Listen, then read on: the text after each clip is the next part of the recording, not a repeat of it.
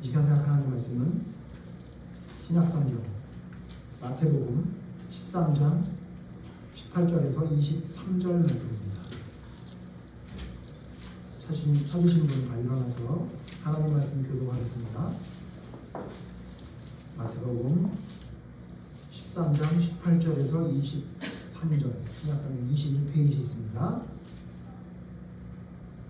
마태복음 13장 18절 그런즉 씨 뿌리는 비유를 들으라. 아무나 주님 말씀을 듣고 깨닫지 못할 때는 악한 자가 와서 그 마음에 뿌려진 것을 빼앗나니 이는 곧 길가에 뿌려진 자요.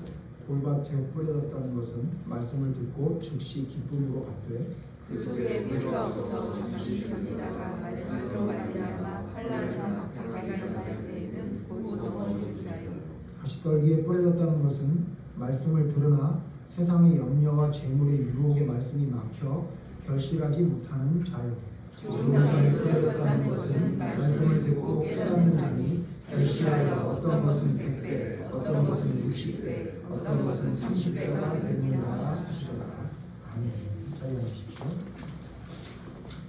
오늘은 지난주에 이어서 열매 맺는 믿음에 대해서 생각해 보려고 합니다. 지난주에 생각했던 말씀 잠시 한번 우리가 정리를 해보면 열매 맺는 믿음을 위해서는 우리가 두 가지 기본적인 것이 좀 준비가 되어져야 되는데, 첫 번째 여러분 기억나십니까? 우리가 하나님 앞에 열매 맺는 믿음이라고 합니다. 믿음이 있는데 어떤 건 믿음이고 어떤 건 열매 맺는 믿음이다, 이렇게 좀 구분되어서 사용되고 있는 것처럼 보이잖아요. 그러니까 쉽게 말하면 그냥 믿음, 그 다음에 열매 맺는 믿음. 조금 더 심각하게 얘기하면 믿음 같지만 믿음 같지 않은 믿음, 진짜 믿음. 이것에 대해서 우리가 이야기하고 있는 진짜 믿음이 열매 맺는 믿음을 이야기하기 위해서는 우리가 기본적으로 우리가 먼저 갖춰야 될 가장 중요한 게 있는데, 그게 뭐라고 그랬죠? 내가 완전히 죽고, 내가 죽지 않으면 열매를 맺을 수가 없어요. 우리가 삶을 살아가면서 하나님의 신앙의 열매가 맺히지 못한 이유는 내가 살아있어서 그래요. 내가 살아있으니까 내가 죽은 것만큼만 열매가 작게 맺히는 거죠. 제가 지난주에 말씀드린 대로 그냥 수박을 씨를 뱉어서 심으면 조그마한 열매가 맺는 그 정도밖에 안 되는 거죠. 그러나 진짜 열매를 맺기 위해선 내가 완전히 잘려져서 예수님께 접붙임 바 되어진 것처럼 내가 완전히 하나님 앞에 죽을 때, 그때 우리가 진짜 열매를 맺을 수 있다. 그렇기 때문에 열매 맺는 신앙을 가지려는 마음이 있다면 여러분이 뭘 먼저 해야 되냐면 내 안에 있는 하나님과 내가 맞지 않는 것들을 찾아야 돼요. 나의 성품이나 성격이나 나의 취향이나 모든 것이 하나님의 뜻과 맞지 않는 게 있다면, 물론 상관없는 게 있다면 나의 성품이나 성향을 하나님이 사용하시기 때문에 그대로 여러분 유지하면 되겠지만, 혹시라도 내가 원하고 바라는 나의 성향이나 성격이나 모든 것들 중에 하나님 앞에 올바르지 않는 게 있다면 그거 내려놔야 된다. 내가 죽지 않고는 열매를 맺을 방법이 없다.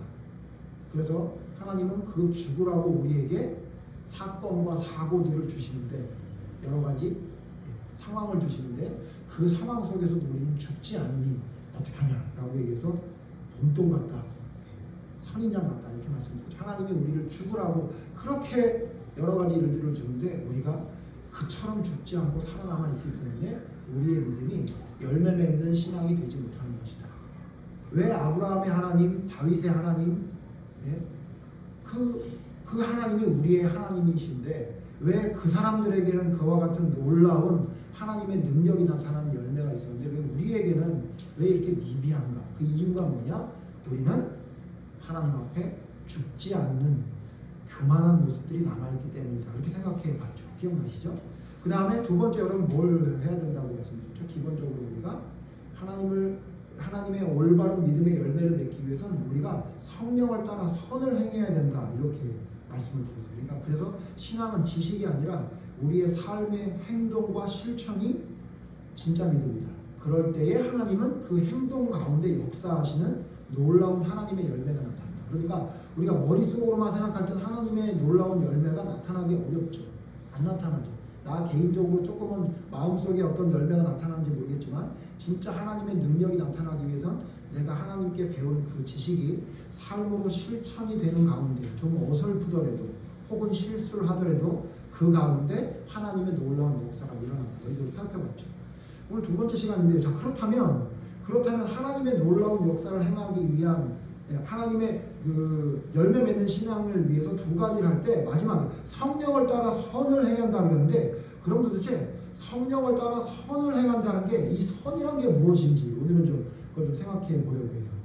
여러분, 선을 행한다는 게 뭐죠? 뭐 도덕적으로 윤리적으로 굉장히 착한 사람을 말하느냐? 물론 그것도 맞습니다. 우리가 성령을 따라 선을 행한다고 할 때 반드시 우리는 윤리적이고 도덕적이었고 준법 정신을 갖추는 사람이 되어야 돼요. 예수님도 서기관과 바리새인보다 너희가 더 의롭지 않으면 결단코 천국에 들어가지 못한다고 말하면서 도덕적으로 윤리적으로 우리가 믿음으로 바로 서야 된다는 것도 강조하신 것도 맞습니다. 그런데 여러분, 그건 사실 부수적인 거라고 볼 수밖에 없는 것은 원래 하나님께서 말하시는 선을 행한다는 선이 뭔지에 대해서 좀 생각해 봐야 되겠어요. 여러분, 선이 뭐죠? 그러려면 악과 선을 가를 수 있는 기준이 뭔지를 좀 생각해 봐야 돼요. 뭐가 악이고 뭐가 선이죠? 나쁜 짓을 하면 악이고 착한 짓을 하면 선이다. 물론 그거 좀 전에 말씀한 대로 그것도 맞지만 성경에서 말하는 악과 선의 기준이 뭐냐면요, 하나님의 명령에 순종하지 않는 거. 잘 아시죠? 하나님의 명령에 순종하지 않는 걸 악이라고 말하고 있어요. 찾아보죠. 성경 시편 119편 115절을 보죠. 시편 119편 119장 115절.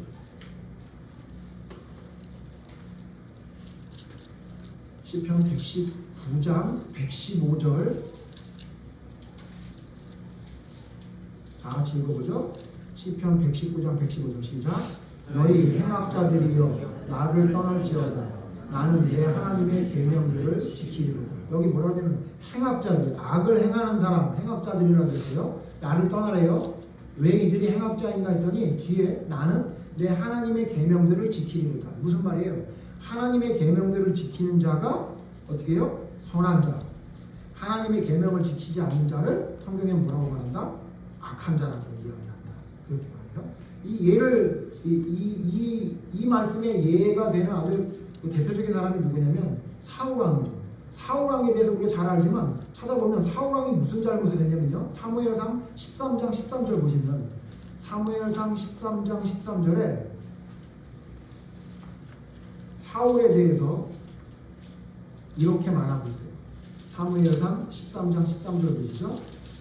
427페이지에 있는 사무엘상 13장 13절 같이 읽죠. 사무엘이 사울에게 악을 행했다고 얘기합니다. 읽어보죠. 사무엘상 13장 13절 시작. 사무엘이 사울에게 이르되 왕이 망령되이 행하였도다. 왕이 왕의 하나님 여호와께서 왕에게 내리신 명령을 지키지 아니하였도다. 그리하여 그러면 여호와께서 이스라엘 위에 왕의 나라를 영원히 세우셨을 것입니다. 자, 뭐라 그래요? 사무엘이 사울에게 뭐라 그러냐면 왕이 하나님의 명령을 지켰더라면 이렇게 말해요. 근데 왕이 하나님의 명령을 지키지 않았다는 거죠. 그래서 그 지키지 않은 걸 뭐라고 표현해요? 망령되이 행했다 이렇게 얘기해요. 똑같은 말씀 또 있어요. 좀 넘겨보면 사무엘상 15장 보면요, 15장 19절에 이렇게 말하고 있어요. 또 사무엘이 사울 왕에게 이렇게 말하죠. 사무엘상 15장 19절 같이 읽으시자. 어찌하여 왕이 여호와의 목소리를 청종하지 아니하고 탈취하기에만 급하여 여호와께서 악하게 여기시는 일을 행하였나요? 여기서 뭐라고 했냐면 사울 왕이 하나님의 목소리를 청종하지 않고 탈취하게만 급해서 뭐 했대요? 여호와께서 악하게 여기시는 일을 행했대요. 자, 그러니까 무슨 말이냐면 하나님의 말씀을 듣지 않고 하나님의 명령을 지키지 않고 자기 마음대로 하는 걸 성경에서 뭐라고 말하냐면 그걸 악이라고 해요. 거기서 나오기 때문에 착한 일을 못하고 윤리적으로 도덕적인 일도 못하게 되는 거예요. 그러니까 원래 선과 악의 가장 중요한 기준이 뭐냐면 하나님의 명령에 순종하느냐 안 하느냐, 하나님의 말씀을 청종해서 듣느냐 안 듣느냐, 그거에 따라 악하고 선한 게 나뉘어지는 거예요. 그러니까 하나님의 명령에 순종하고 하나님의 말씀을 들으면 그건 뭐라고요? 그건 선. 그 다음에 하나님의 명령을 지키지 않고 듣지 않고 하나님의 명령에 순종하지 않으면 그걸 뭐라고 한다? 그건 악이라고 한다. 어때요? 여러분 어때요? 악해요? 선해요? 그래서 악한 거예요. 죄에 대한 것에 대해서 우리가 잘 알고 있지만 우리가 왜 죄인이냐면 하나님의 명령에 순종하지 않는 건 다 악이에요. 그게 죄라고. 그렇기 때문에 우리는 하나님 앞에 내 의로 구원받을 수 있다는 얘기를 죽었다 깨어나도 못하는 거예요. 우리가 하나님의 말씀에 귀를 기울이면서 명령에 순종하면서 100% 살아가기 못하고 있잖아요. 그렇기 때문에 하나님은 우리에게 죄인이고 악하다고 말하고 있는 거거든요. 그래서 여러분, 악과 선, 그러니까 우리가 지난주에 제가 말씀드렸던 선을 행해야 된다는 걸 뭐 착한 일을 하고 이런 걸 해야 된다고 생각하셨다면 물론 그것도 맞지만, 거기서 말하는 선을 행해야 된다는, 선을 행한다는 의미는 뭐냐면 하나님의 명령에 순종하는 거예요. 자, 그러면 하나님의 명령이 뭐죠? 하나님의 명령에 순종하는, 하나님이 뭘 우리에게 명령하죠? 그 하나님의 명령이 오늘 본문 말씀에 다 담겨져 있어요. 오늘 말씀 다시 돌아가 보죠. 마태복음.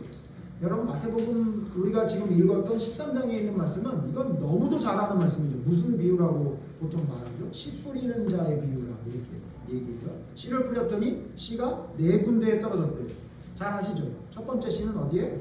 길가에 떨어졌고, 두 번째 씨는 돌밭에 떨어졌고, 세 번째는 가시덤불에 떨어졌고, 네 번째는 좋은 땅에 떨어졌고. 그래서 앞에서 말한 3가지 밭에 떨어진, 3가지 땅에 떨어져 있는 씨는 열매를 맺지 못하고, 좋은 땅에 뿌려진 씨는 열매를 맺는다. 그렇게 했던 말씀이에요. 여러분, 너무 잘 아는 말씀이죠.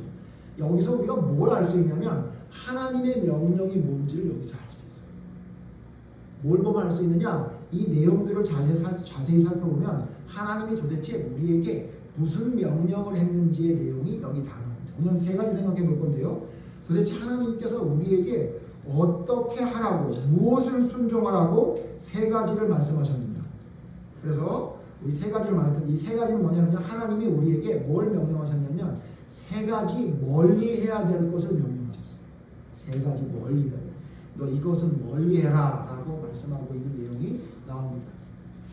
먼저 성경 말씀 하나 더 먼저 읽죠. 19절 보세요. 오늘 읽었던 말씀 마태복음 13장 19절 보겠습니다. 19절 같이 읽죠. 시작.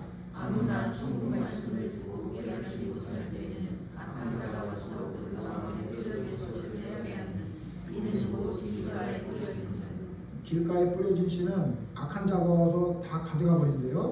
그러니까 그러면 안 된다고 얘기했는데, 이 말씀을 통해 우리가 하나님께서 우리에게 하지 말아야 될 것, 순종해야 되는데, 순종이라는 건 하나님이 말씀하시는 걸 순종하는 거잖아요. 또한 하나님이 하지 말라는 거 안 하는 것도 포함되죠. 자, 하나님이 하지 말라는 거 3가지가 나오는데, 첫 번째가 뭐냐면요, 깨닫지 못하는 것을 가볍게 여기면 안 된다라고 말씀하십니다. 다시 뭐라고요? 깨닫지 못하는 것을 가볍게 여기면 안 된다라고 말씀하고 있는 거예요. 오늘 제가 설교를 하는데 여러분 혹시 무슨 말인지 깨닫지 못하는 분이 계실지 모르겠는데, 그러면 어떻게 해야 될까요? 아무리 목사님이 설명을 잘했다고 해도 나는 못 알아듣겠다. 그럼 어떻게 해야 되죠? 집에 가셔서 성경을 보시고 그 다음 어떻게 해요? 설교를 다시 들으세요. 그래서 어떻게 해야 돼요? 깨달아야 된다. 왜냐하면 우리가 제가 이 말씀을 왜 드리냐면, 지금 믿음을 가진 사람들 중에 좀 간과하고 있는 거 하나가 뭐냐면, 내가 그 말씀을 잘 깨닫지 못해도 괜찮다라는 마음이 있어요. 내가 예수님을 나의 구주로 생각했으니까, 난 믿으니까 내가 하나님의 명령이나 하나님께서 말씀하신 것들을 좀 깨닫지 못해도 괜찮은 거 아닌가라고 생각하는데, 오늘 성경 보세요. 뭐라 그러고요? 하나님 씨를 뿌려요. 여러분, 이 씨는 문제가 있는 씨입니까? 문제가 없는 씨입니까? 문제는 아무 없는 씨예요. 그죠?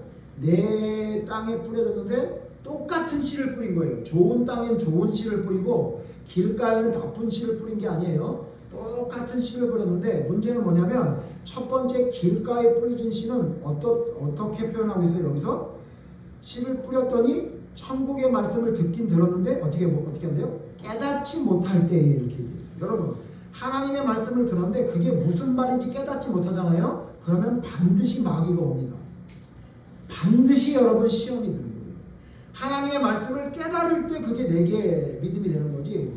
아, 목사님 그냥 깨닫지 못해도 믿습니다 그러면 되는 거 아닙니까? 그러면 무지한 생각이 결국은 마귀의 시험에 빠져요. 그게 누구였죠? 그게 베드로였잖아요. 예수님이 죽는다고 하니까 예수님이 왜 죽는지 몰랐어. 그리고 뭐라 그래요? 죽지 마세요. 그랬더니 예수님 뭐라 그랬어요? 사단아 그랬잖아요. 여러분 깨닫지 못하는 걸 괜찮다고 생각하는 게 물론 어느 정도 그럴 수밖에 없죠. 그런데 여러분 이걸 너무 확대 해석하다 보니까 요즘은 성경 말씀이 뭐라고 말하는지 몰라도 그냥 자기 마음대로 생각하면 그게 하나님의 말씀이라고 생각하는 거예요. 이게 큐티라는 것의 큰 단점 중에 하나예요. 큐티가 아예 나쁜 건 아닌데 하나님 말씀을 읽고 자기 마음대로 받아들여요. 그러니까 나쁘지 않죠. 그런데 문제는 뭐냐면 그 말씀이 진짜 뭐라고 말씀하는지를 모르는 상태에서 그냥 은혜롭다 믿으면 되라고 그냥 맹목적인 믿음으로 달려가다 보니까 이단들이 잘못된 것을 이야기할 때 넘어가든가 아니면 어떤 문제가 생겼을 때 극복할 수 있는 힘이 없어지죠. 여러분 하나님의 말씀은요 우리에게 분명하게 기록된 말씀으로 우리에게 주셨는데 왜 그러느냐? 읽고 또 읽고 배우고 또 배워서 깨달아야 하기 때문에 하나님이 주신 거예요. 그렇기 때문에 하나님의 말씀을 들을 때 깨닫지 못하는 것을 괜찮다고 생각하면 안 돼요. 그래서 여러분 어떻게 잘 모를 때는 어떻게 하는 거죠? 공부해야 되죠. 예? 공부해야 되죠. 그리고 또 듣고 또 들어야 돼요.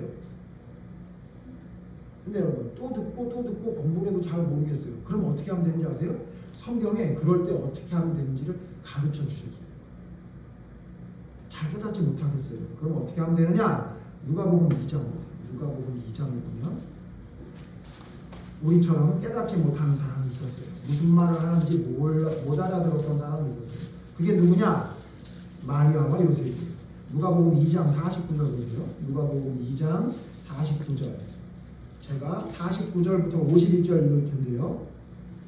눈 좀 따라오십시오. 누가복음 2장 49절. 예수께서 이르시되 어찌하여 나를 찾으셨나이까? 내가 내 아버지 집에 있어야 될 줄을 알지 못하셨나이까? 여러분 아시죠? 예수님이 12살 때에 예수님과 같이 6월절 지키러 올라갔다가 사람들이 너무 많아서 그런지 예수님을 놔두고 하루 길을 걸어왔어. 그리고 예수님 찾으러 다시 올라갔던 예수님이 어디 있었어요? 예루살렘 성전에 앉아가지고 거기 있는 랍비들과 대화하고 있는 거예요. 그걸 보고 너 왜 여기 있었냐라고 얘기하니까 뭐라고 얘기해요? 예수님이 어찌하여 나를 찾으셨나이까?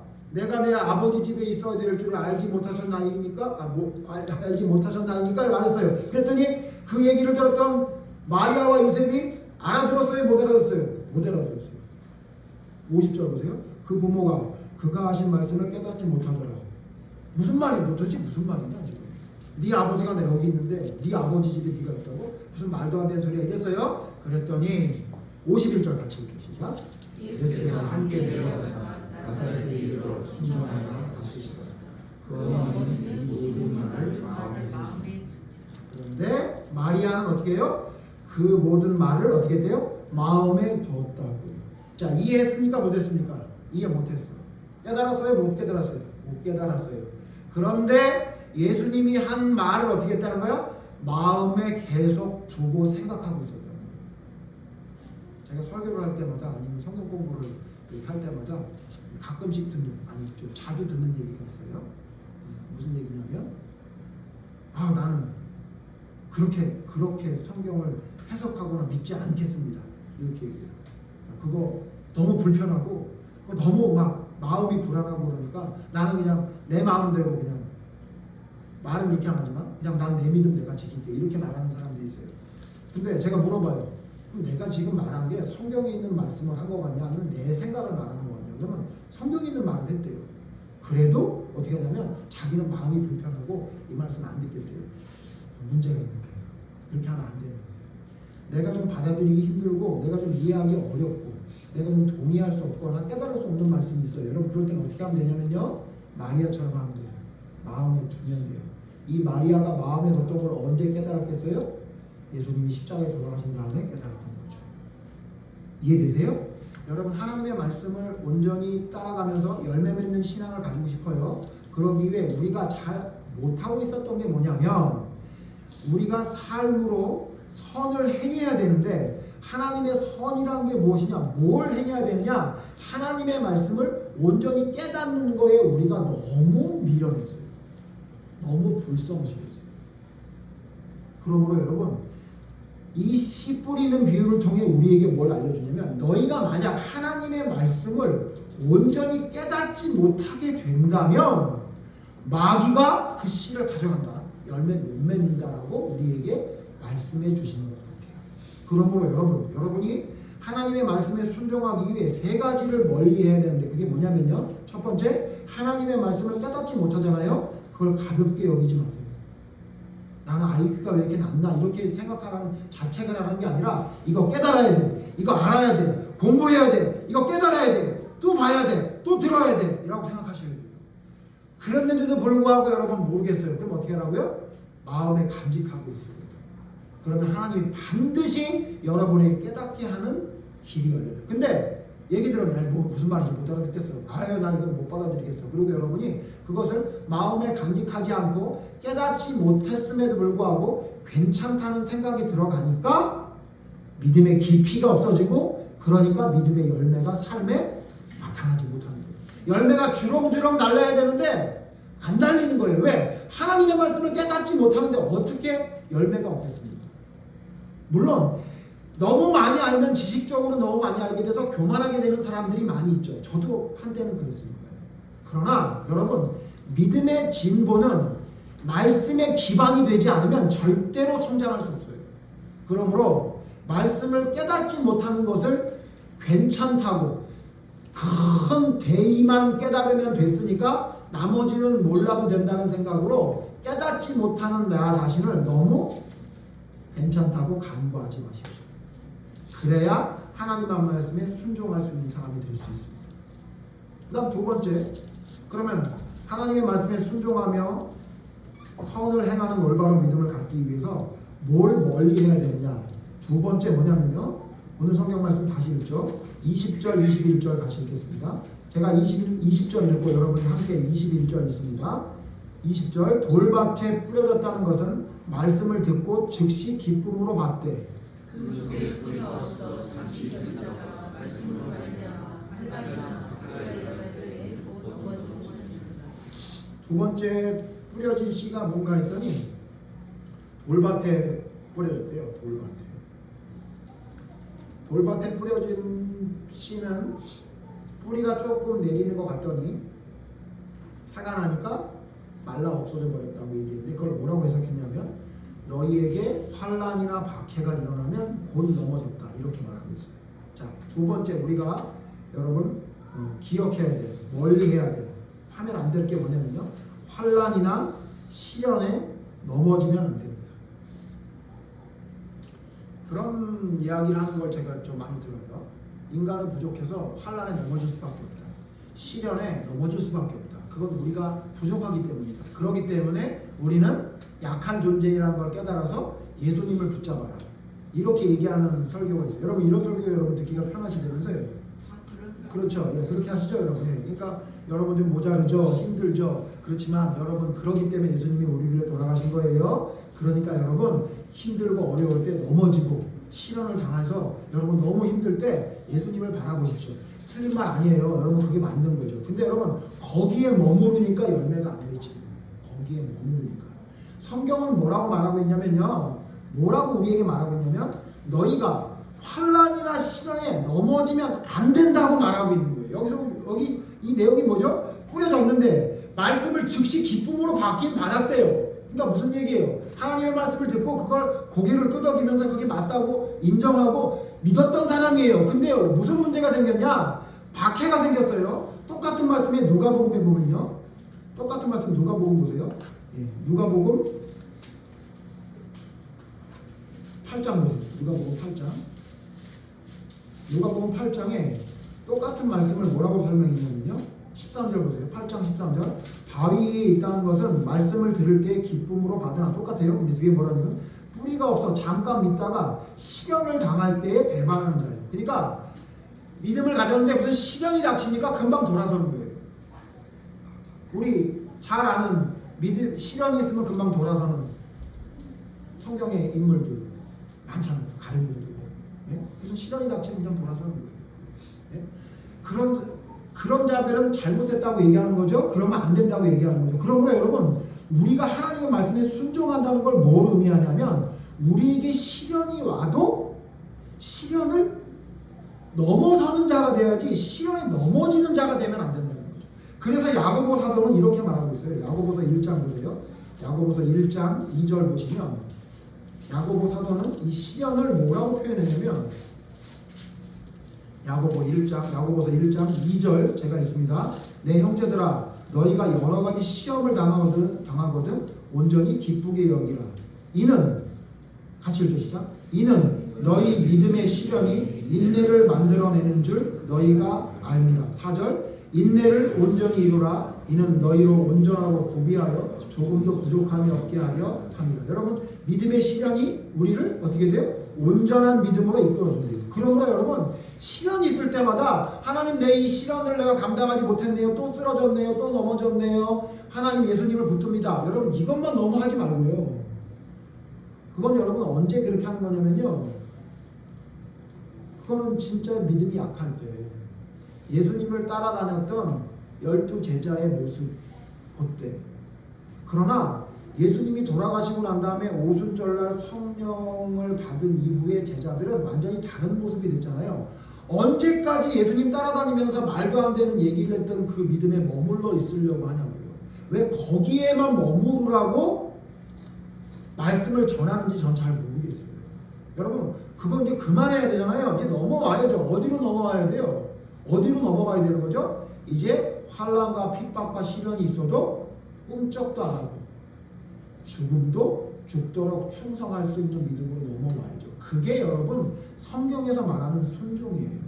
순종을 뭐라고 생각하겠어요? 하고 있으세요. 순종하려고 그랬는데 순종을 못했다. 그걸 순종이라고 생각하세요? 그래서 하나님께 회개했다. 물론 그것도 순종하는 단계죠. 그러나 여러분 언제까지 맨날 그럴 거예요? 순종하려고 그랬는데 시련 닥치니까 난 배반했어. 아니 난 모른다고 그랬어. 그리고 또 가서 시련이 닥치니까 또 배반하고 맨날 그럴 거예요? 네? 여러분 베드로가 시위에 빠져서 고기 잡을 때 예수님이 찾아오셔서 내 양을 먹이라 내 양을 치라 그랬더니 그 다음에 가서 양을 치다가 또 배반하고 그랬어요? 안 했잖아요. 왜 언제까지 거기에 머물러 있으려고 그러냐고요. 여러분 우리의 열매 맺는 신앙 하나님의 말씀에 순종해야 열매를 맺는다 그랬는데 의를 행하고 선을 행해야 된다 그랬는데 그게 뭐냐면요. 하나님의 말씀에 순종해야 되는데 어떤 말씀에 순종해야 되냐면 시련이 있을 때 넘어서야지. 언제까지 거기에 있을 거예요. 여러분 그래서 믿음을 가진 자들의 권리 이것만 너무 강조하면 안 돼요.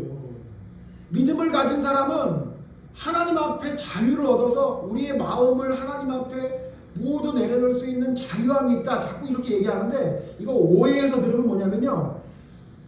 믿는 자가 해야 될 의무는 얘기하지 않고 권리만 얘기하는 거예요. 여러분 지금 사회 현상들 보세요. 얼마나 웃긴 일이 많이 있어요. 네? 제가 그 뉴스를 보면요. 진짜 황당한 게 있어요. 전화로 떡볶이 주문을 했대요. 떡볶이가 맛이 어떤가요? 그러니까 저희 칼칼하고 매콤합니다. 매콤합니다. 매콤하다. 매콤한 맛입니다. 그랬대요. 그래서 그 사람이 샀대요. 근데 얼마 있다 30분 있다가 왔대요. 환불해달라고. 왜 환불해달라고 그랬는지 아세요? 매콤한 게 아니라 맵더래요. 그래서 환불해달라고. 근데 웃긴 건 뭐냐면 다 먹고 떡볶이 한 7개만 남겨요. 그리고 뭐라 그러냐면 이게 바로 소비자의 권리래요. 여러분 지금 이 사회의 가장 큰 문제가 뭐예요? 의무는 이야기하지 않고 권리만 얘기하죠. 학생들이 선생님이 뭐라 그러면 동영상 찍어가지고 고발한대요. 왜 그래요? 학생 인권만 생각하지 교사 인권을 생각하지 않으니까 그딴 일이 벌어진 거죠. 웃긴 일이 너무 많지 않아요? 무슨 어저께 무슨 음료수를 샀는데 다음날 와보니까 세일이더래. 그래가지고 어제 산 영수증을 가져와가지고 오늘 세일했으니까 이거 환불시키고 다시 결제를 해달라고 그러더래요. 그래서 그 집주인이 그러면 어제 산 거 물건을 가져오라 그랬더니 그건 먹었대. 그 먹었는데 오늘 똑같은 물건을 세일하니까 세일하는 가격으로 환불시키고 해달래요. 여러분 이게 왜 이런 말도 안 되는 도대체 이해 안 되는 말도 안 되는 일이 왜 일어난 거예요? 뭐는 생각하고요? 권리는 생각하고 의무를 생각하지 않기 때문에 일어난 일이죠. 주차장 앞에 아파트 주차장 앞에 차를 세우는 게 이제 아예 유행이 됐대요. 아세요 그거? 왜냐하면 그게 법적으로 처벌을 할 수 있는 게 없대요. 그리고 그걸 하려면 민사소송을 해야 된대요. 누가 그걸 하냐고. 그러니까 또 세웠대요. 주차장 입구에다 차를 세워놨대요. 이거 뭐예요? 그 사람 와서 물어보면 그 사람 뭐라 그럴 것 같아요? 그건 내 권리라 그럴 거라고요. 그렇죠. 자기에게 있는 권리 중에 하나는 거기다 세워놓을 수 있는 권리도 있죠. 근데 여러분 그거보다 먼저 선행되어야 될 게 뭐죠? 의무죠. 의무. 의무를 행하고 권리를 찾는 거지 어디 의무는 아무것도 안 하고 권리를 행해요? 여러분 지금 우리의 믿음이 그렇지 않아요? 하나님을 온전히 믿는 자가 누릴 수 있는 권리는 너무너무 잘 알아. 근데 여러분 의무 알아요? 의무? 하나님이 우리에게 뭘 하라고 했는데 의무 알아요? 의무는 아니에요. 그래서 시련이 닥치면 또 넘어져. 또 넘어지고 또 넘어지고 맨날 넘어져. 근데 뭐냐면 그래도 하나님은 우리에게 이런 권리를 주셨대. 그리고 권리만 얘기하고 있지 않아요? 그러니까 밤낮 시련을 넘어서는 믿음이 아니라 맨날 시련에 자빠지는 믿음이 됐죠. 그게 성경에 뭐라고 얘기해요? 그게 돌밭에 뿌려진 씨 같다. 기쁨으로 받는데 조금만 어려운 일 있으면 자빠져. 여러분 이제 우리 그런 유치한 신앙에서 좀 넘어서야 되는 거 아니에요? 그러므로 여러분 하나님의 말씀에 순종한다, 선을 행한다는 게 뭐냐면요, 시련을 당할 때 넘어지지 않는 게 선을 행하는 거예요. 하나님의 말씀을 깨닫는 게 선을 행하는 거라고. 뭐가 선인 줄 알았어요. 하나님께서 요구하시는 게 뭐예요? 하나님의 말씀을 깨닫는 거. 그 다음 뭐예요? 시련이 있을 때 그 시련을 넘어서는 거. 그게 하나님께서 우리에게 말씀하시는 하나님의 선이라고.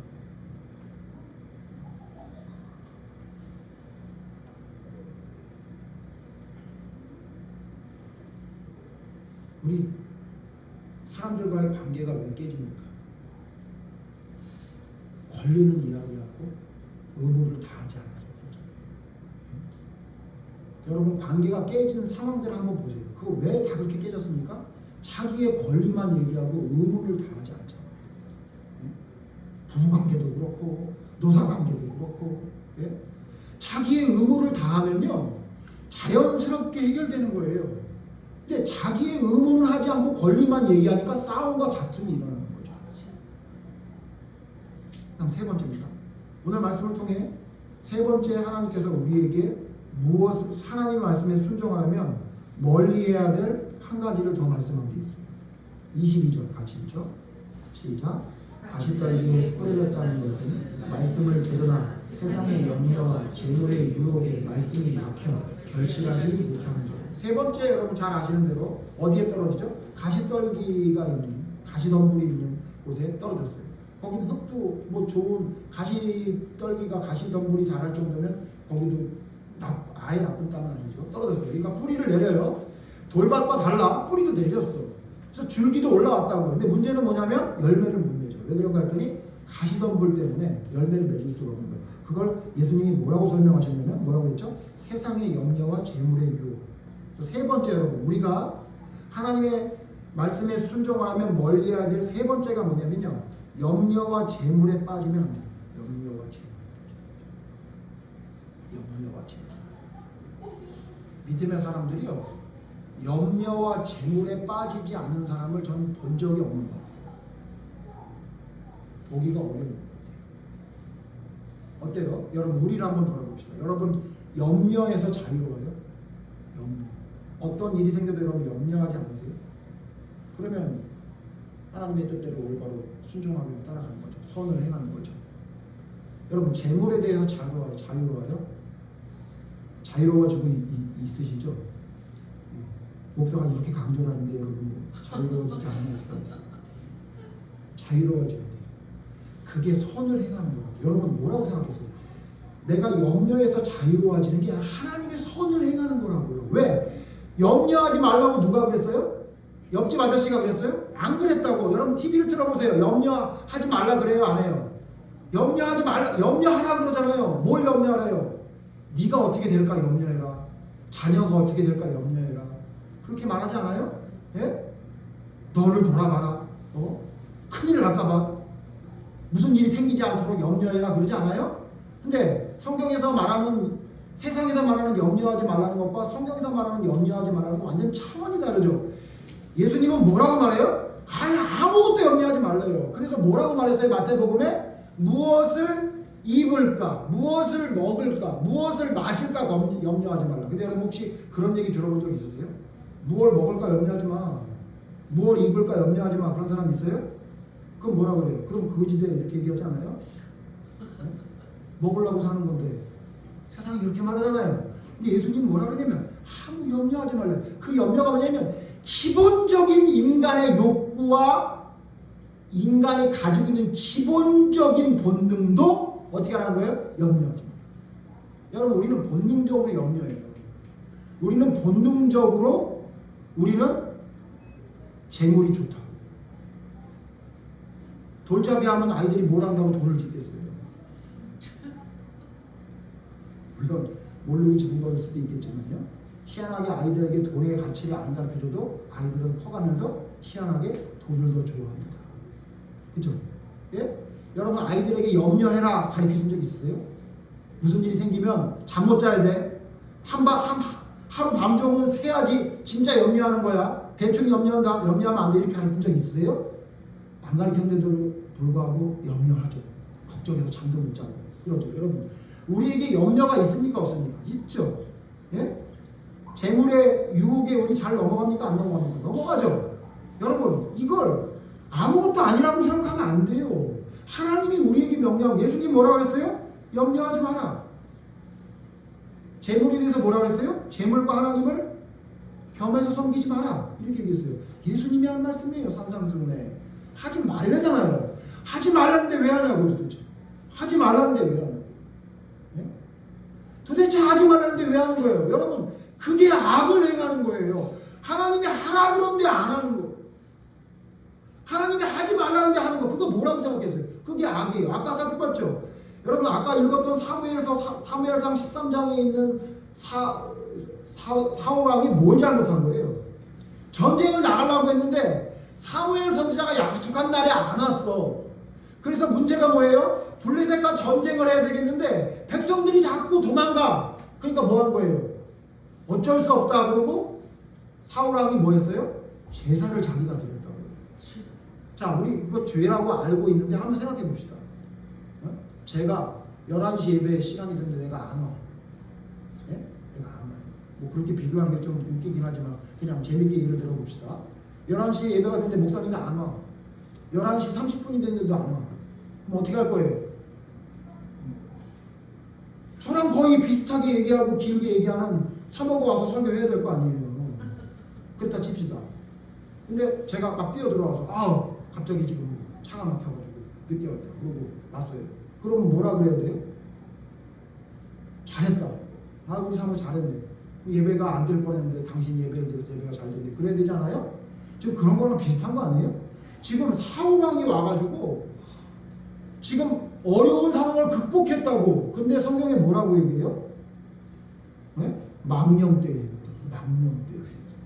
왜 그게 망령때인 거죠? 하나님이 하지 말라고 했잖아요.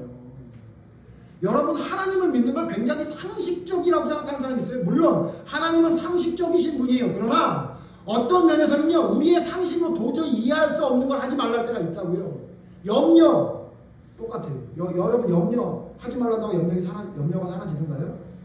아니잖아요. 근데 하지 말래잖아요. 우리 염려가 생기다니까. 본능적으로 생긴다니까요. 근데 염려하지 말래요. 그럼 어떻게 할 거예요? 그래도 할 거예요. 염려? 본능적인 거니까. 어쩔 수 없는 거니까. 두 번째 여러분 사울왕이 잘못한 거 뭐죠? 아말렉과 전쟁에 가서 하나님은 아무것도 가져오지 말라 그랬는데 갖고 왔어요. 아갑 왕 살리고. 그럴 수 있는 거 아니에요? 네? 또 여리고성 전쟁을 했는데 여리고성에서 아무것도 가져오지 말라 그랬어요. 그래서 아간이 어떻게 했어요? 좀 갖고 왔어요. 뭐 또 예를 또 희한하게 들지만 한번 들어봅시다. 우리 교회에서 어떻게 했냐면 점심시간까지 아무것도 먹지 마. 제가 그랬어요. 그랬더니 태준이가 몰래 기어 들어와가지고 과자 하나 훔쳐 먹었어요. 그것도 아빠랑 같이 먹었어요. 아빠 과자 좋아하잖아요. 그럼 제가 뭐라 그래요? 내 명령을 어겼어? 죽어라 그래요? 그래 먹을 만하다 그러지 않아요? 여러분 여리고성에서 아간이 조금 훔쳐온 게 왜 가족까지 돌에 맞아 죽을 일이에요? 왜 그러죠? 하나님이 하지 말라고 그랬잖아요. 하나님이. 그래요 안 그래요? 하나님이 하지 말라고 그랬잖아요. 예? 아니 아각 왕 살리고 백성들에게 우리가 전쟁에 이겼다고 좀 선전을 하고 살찐 송아지 같은 거 잡아와서 하나님께 드리면 큰일 나요. 근데 왜 하나님이 사무엘 선지자를 보내서 내가 너를 왕으로 삼은 걸 후회한다, 이제 너의 왕권이 다른 사람에게 넘어간다고 그렇게 저주를 왜 했어요? 이유가 뭐예요? 내가 너에게 명령한 것을 지키지 아니하였으므로 악을 행했다 그랬잖아요. 여러분, 우리의 믿음이 열매 맺는 믿음이 되지 못하는 이유, 수준 있는 믿음, 깊이 있는 믿음이 되지 못하는 이유가 뭔지 아세요? 하나님이 하지 말라는 것을 하면서 별거 아닌 것처럼 해요. 다시 보십시오. 여러분, 염려하는 거 괜찮은 거예요? 염려가 우리를 떠날 수 없죠.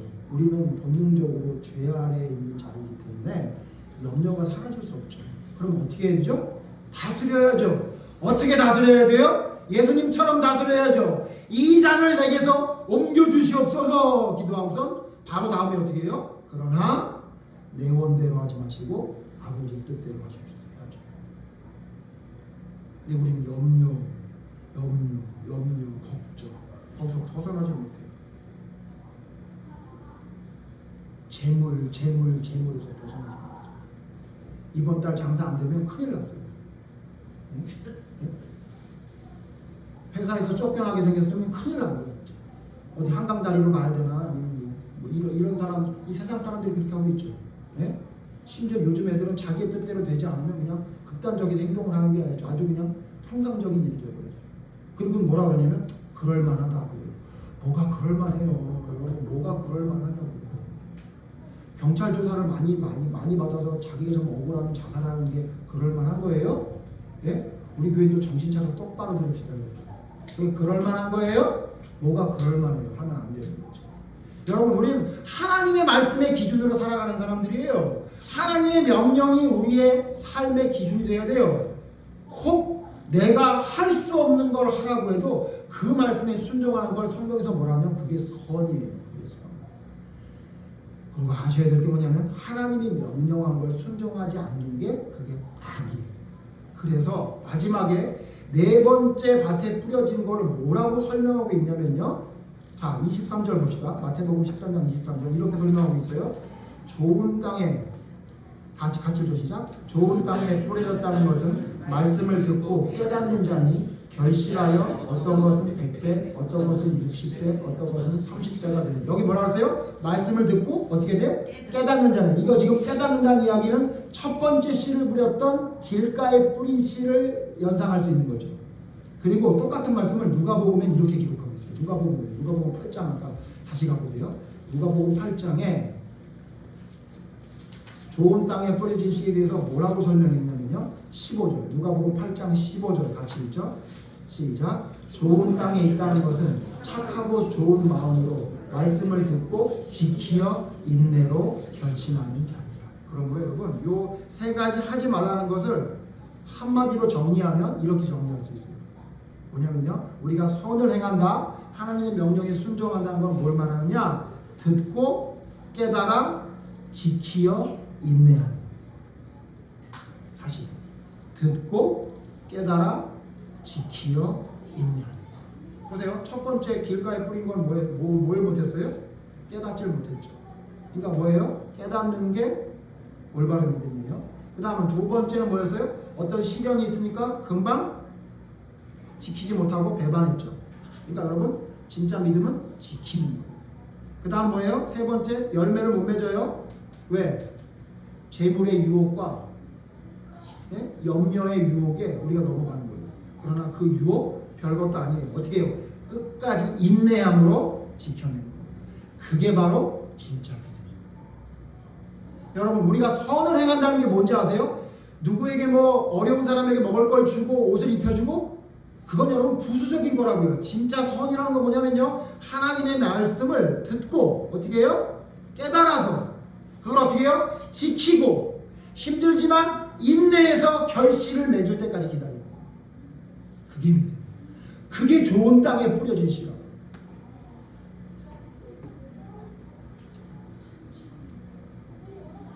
자, 그럼 예수님이 이 말씀한 이유가 뭔지를 한번 마지막으로 설명하고 이제 마치죠. 여러분, 그럼 예수님이 이 비유를 왜 한 걸까요? 첫 번째, 제 말이 맞는지 여러분 한번 생각해 보세요. 첫 번째, 예수님의 비유는 이미 모든 사람은 결정되었으니 아무리 발버둥 쳐봐야 너희는 구원 못 받는다는 비유예요.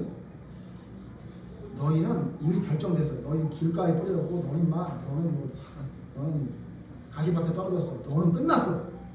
그래서 좋은 땅에 뿌려주신 애는 따로 있어. 그래가지고 걔네들만 구원할 거야. 그런 비유예요. 그런 비유라면 예수님이 제자들에게 말할 이유도 없고 사람들에게 얘기할 이유가 없죠. 자, 이걸 우리에게 말씀하신 이유가 뭐예요? 어떻게 하라는 거예요?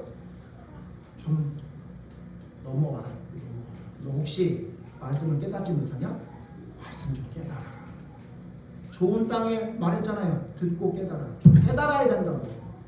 너 거기서 머무르면 안 된다 이렇게 얘기한 거죠. 그 다음에 시련이 있으면 금방 자빠지는 자가 있느냐? 어떻게 하라는 거예요? 더 지켜. 인내로 지켜. 재물의 유혹과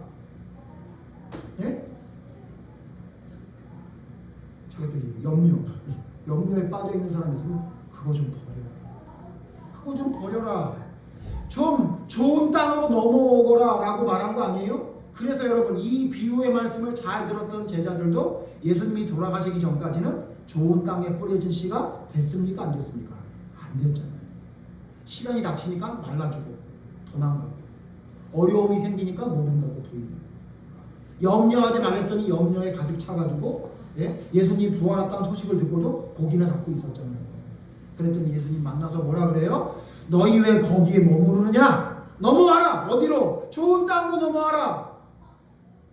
내 말을 지켜 행하는 자가 되라. 그 말씀을 듣고 땅끝까지 이르러 증인이 될 수 있도록 자기를 쳐서 복종시키는 제자들의 순종이 있었기 때문에 그들의 놀라운 능력이 사도행전에 나타난 거 아니겠습니까? 지금 이 비유를 우리에게 전해준 이유가 뭐예요? 넘어와라. 어디로 넘어오라는 거예요? 좋은 땅으로 좀 넘어와라.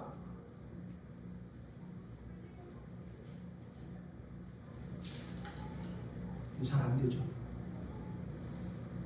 안 될 때는 어떻게 해야 돼요? 잘 안 될 때 어떻게 하는지도 하나님이 말씀해 주셨어요. 이 말씀 마지막으로 읽고 마칩니다. 누가복음 13장 8절에 보니까 열매를 못 맺는 게 또 있었어요. 누가복음 13장 8절. 누가복음 13장 8절에도 열매를 맺지 못하는 나무가 하나 있었네요. 그게 뭐예요? 우리가 잘 아는 무화과 나무예요. 무화과 나무, 포도밭에 있는 무화과 나무. 13장 8절 같이 읽죠. 시작. 대답하여 이르되 주인이여 금년에도 그대로 주소서. 내가 두릅하고 거름을 주리니. 자, 열매 맺지 못하는 무화과 나무가 있었어요. 그때 주인이 베버리겠다고 하니까 종이 뭐라 그래요? 그대로 두소서. 내가 어떻게 한다고요? 두릅하고 거름을 주리. 여러분, 우리의 열매 맺지 못하는 신앙을 그냥 놔두면 안 돼요. 어떻게 해요? 두루 파세요. 여기저기 파시라는 얘기예요. 두루두루.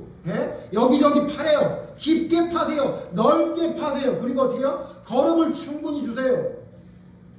여러분을 돌아보세요. 여러분이 염려하고 있습니까? 여러분이 재물의 마음이 있어요? 여러분이 하나님 말씀을 깨닫지 못해도 그냥 괜찮다고 생각하고 넘어가고 있는 거 아니에요? 조그만 힘든 일이 있으면 하나님이고 뭐고 모른 채로 살아가고 있는 거 여러분 삶에 있어요? 그럼 어떻게 하면 된다고요? 그걸 찾아서 어떻게 해요? 두루 파. 그래서 어떻게 해요? 죽이라고요. 다 죽여버리라고요. 그리고 어떻게 해요? 하나님의 거룩으로 채우죠. 말씀 보시고 기도하고 하나님 앞에 하나님 나 이거 아니죠? 이거 파버려야죠. 여기에 이 판 자리에 하나님의 거룩으로 채우겠습니다. 하나님 내가 최선을 다하겠사오니 나에게 열매를 맺게 해주시옵소서라고 그렇게 살아가야 되는 거죠. 열매 맺어야 됩니다. 열매 맺기 위해 우리 세 가지 버려야 됩니다. 버려야 될 것 세 가지 기억하시고, 진짜 올바른 믿음이라는 것은 하나님 말씀을 듣고 깨달아서 지키어 인내로 행한다는 사실을 기억하면서 내게 부족한 것이 무엇인지를 찾아 하나하나 바로 세우는 것이 바로 선을 행하는 하나님의 말씀에 순종하는 올바른 믿음이라는 사실을 알아야 됩니다. 그래야 열매가 맺혀지는 거예요. 다음 주에는 원래 이거 이번 주에 하려고 했는데 진짜 열매가 무슨 열매가 맺혀지는 게 진짜 하나님의 열매인지에 대해서 생각해 보려고 합니다. 우리 교인 모두가 이와 같은 열매 맺는 믿음을 온전히 바로 세울 수 있도록. 그래서 여러분 이 시간 같이 잠깐 기도할 텐데, 하나님, 내가 하나님께서 명령하신 버리라고 하신 것들을 내가 아직도 지니고 가지고 있는 게 무엇인지 여러분을 돌아보시면서, 하나님, 내가 이제 하나님의 말씀을 더욱더 깨달아 지키려 인내로 행하겠사오니 하나님, 내게 있는 하나님 앞에 잘못된 모든 것들, 하나님의 명령에 순종하지 못한 것들을 두루 파서 그 자리에 거룩으로 채울 수 있는 놀라운 하나님의 역사가 있게 해주시옵소서 라고 여러분 하나님께 죄를 고백하고 회개하시면서 잠시 같이 기도하겠습니다. 하나님, 우리는 하나님의 말씀을 순종하지 못하고 그저 하나님께서 주시는 것만 생각하는 사람인 것 같습니다. 믿음자로서 당연히 해야 될 의무는 생각하지 않는 채 그저 하나님을 따르는 자가 누릴 수 있는 행복에 대해서만 이야기하고 헛된 꿈을 꾸고 있는 것을 하나님, 우리에게 깨닫지 못하는 미련한 생각해 주시옵소서. 하나님의 말씀을 깨닫지 못한다면 아무것도 할 수 없다는 사실을 기억하며 하나님의 말씀을 깨달을 수 있는 것에 집중하는 저희들이 되도록 도와주시옵소서. 하나님, 힘들고 어려운 일이 있을 때 그저 인간이 약하다 생각하며 넘어지는 것을 가볍게 보지 않게 하여 주시옵소서. 주님의 말씀에 뿌리를 내리며 어떤 시련이 오더라도 그 시련이 우리를 온전하게 하게 하시는 하나님의 뜻이라는 사실을 기억하며 감사하며 이겨낼 수 있는 힘을 더하여 주시옵소서.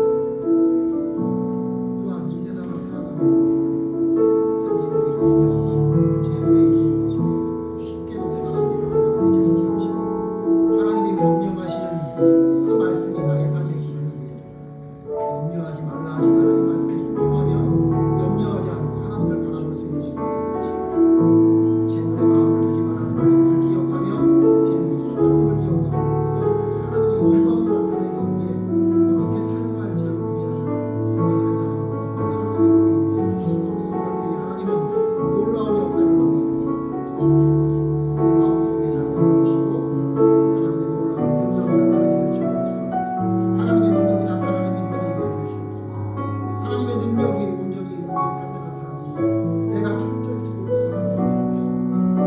하나님 선을 행하고자 하는 그 가운데 우리가 온전히 바뀌는 것을 살게 해주시옵소서.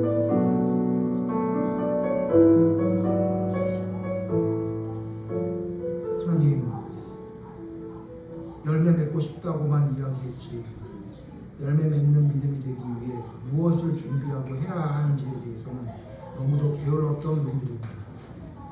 믿음의 사람이 누려야 될 그 평안함과 기쁨은 너무도 갈구하면서 믿음의 사람이 감당해야 될 의무에 대해서는 너무도 소홀히 하고 있었습니다. 하나님, 우리의 죄를 용서해 주셔서 깨닫게 하셔서 하나님의 귀한 말씀을 온전히 깨달아 그 말씀대로 순종할 수 있는 믿음이 될 수 있도록 인도해 주시옵소서.